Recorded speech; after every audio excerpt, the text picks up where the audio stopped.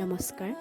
আজি বহুত দিনৰ মূৰত এইকেইদিন আচলতে আমাৰ লগত বহুতখিনি হৈ গ'ল। আমাৰ দেউতা আমাৰ মাজৰ পৰা হেৰাই গ'ল।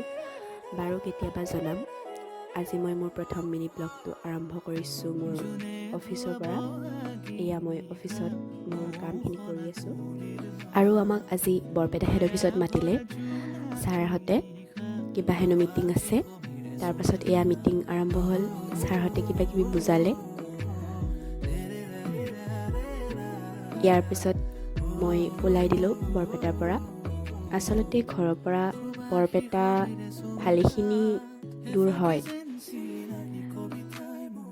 আৰু এয়া ৰাস্তাত যোৱাতে বজাৰ কৰিলোঁ ঘৰলৈ বুলি। আহিয়েই একদম মুখবিলাক চাফা কৰাত লাগি গৈছোঁ।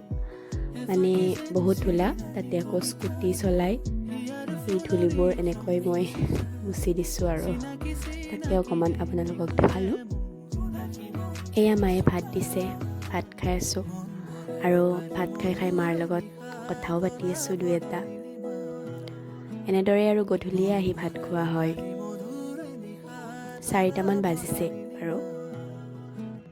আৰু গধূলি চাওকচোন, এয়া মই কি খাই আছোঁ। সৰুতে বৰকৈ খাইছিলোঁ।